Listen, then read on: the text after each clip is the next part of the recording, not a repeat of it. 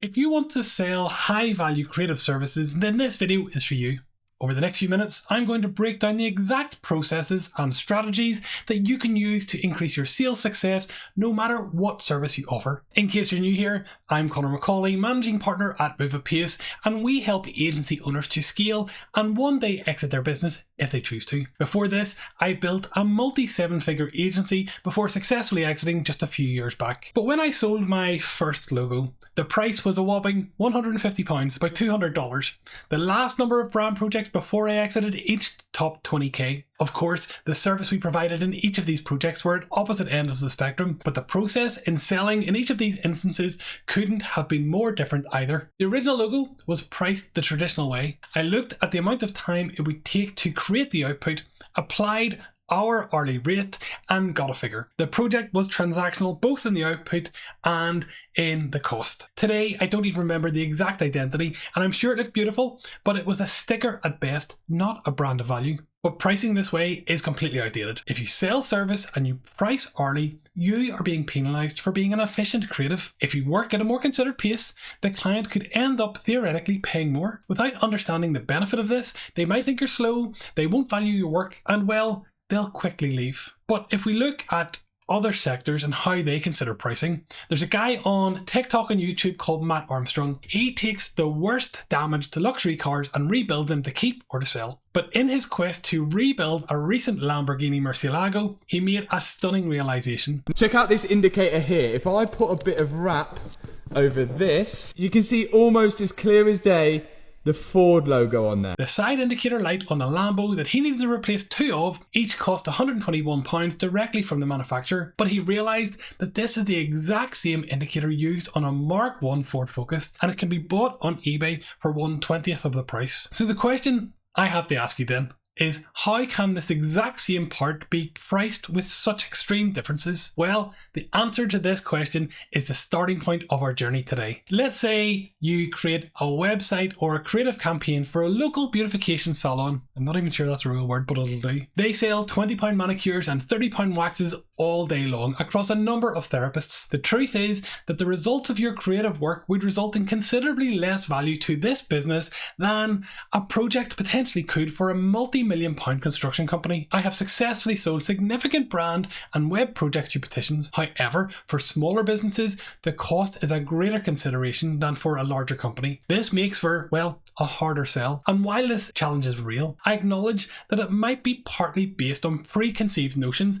and it shouldn't be overgeneralized. The key question then really becomes, how can we quantify the potential value of our services that we offer to prospective clients? And then, how can we use this information to sell at a higher value? We do this in our fact find. If you've not heard of this term before, it's a part of the sales process where you ask questions about your prospective client's business. There are many reasons why you'll want to do a fact find, and I'll cover all of those another time, but for the purpose of this video, it's to understand the value that you can bring to the client. Let me explain. As part of my fact finding, I'll ask about revenue or turnover. I'll ask about capacity in their business, and I'll try to understand the factors that will influence their growth, such as creating new products or moving into new markets. And if our service can help them achieve these goals, would that be a factor of consideration? I think so. And I'll stop here for just a little second to explain this further. I am not a designer, and my coding skills stop at a HTML footer. I am a business owner, an entrepreneur, and ultimately I'm a salesperson. My goal is always to demonstrate how my business and the services we offer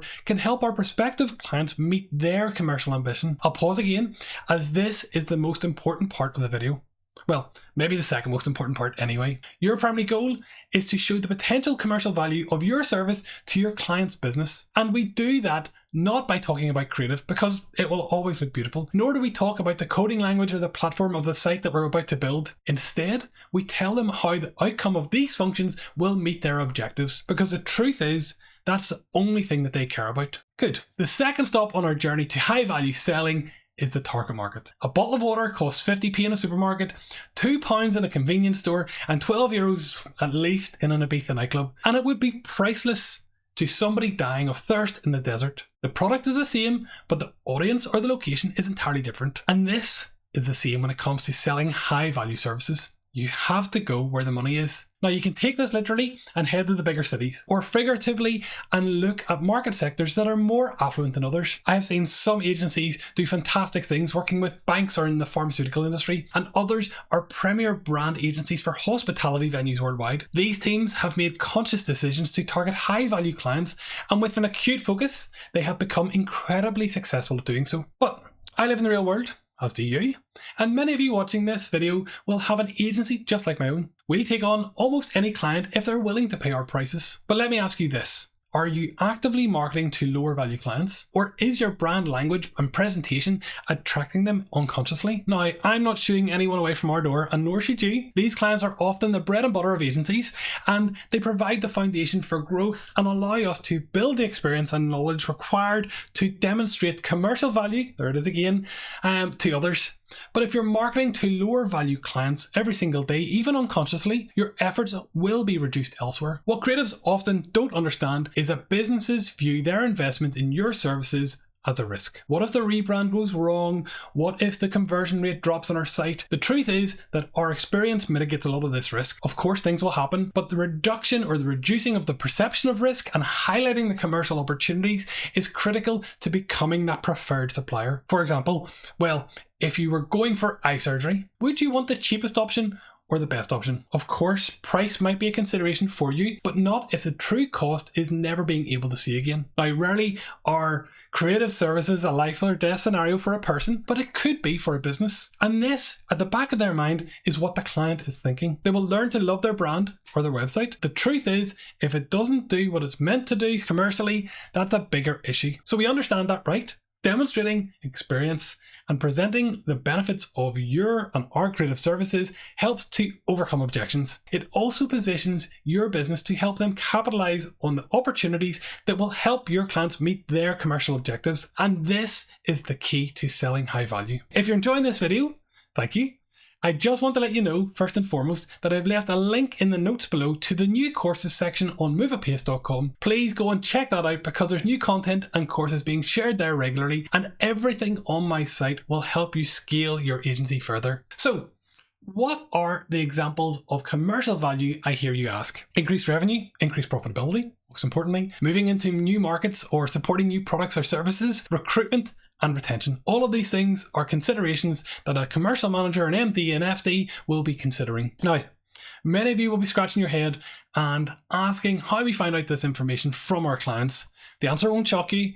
We ask them. When you speak like those in the room, you speak like an entrepreneur, a founder, or a commercial director, and you talk commercially, asking these types of questions is not uncommon. And I have multiple talking points in each of the above examples that I can use to demonstrate commercial value in almost any business. You need to have your own, and you need to be able to confidently discuss these with your prospective clients' own ambitions in focus. The final point that I want to make is a personal one. Not for me, but it can be applied to anyone hoping to increase the value of the services they sell. I believe fully that you're already doing great work, and I fully believe that you deserve to be paid fairly for it. Deciding to raise your prices and then actually doing so are two very different things. You need to have the confidence in the value that you bring to your clients, because if you're not confident in this ability, it's written all over your face and all over your quotes when you present those quotes for the work. So I want to leave this video with a quote from Warren Buffett. Price is what you pay, value is what you get. Stop thinking about your hourly rate and consider how pricing based on value can give you the opportunity to sell at a much higher value. And on that note,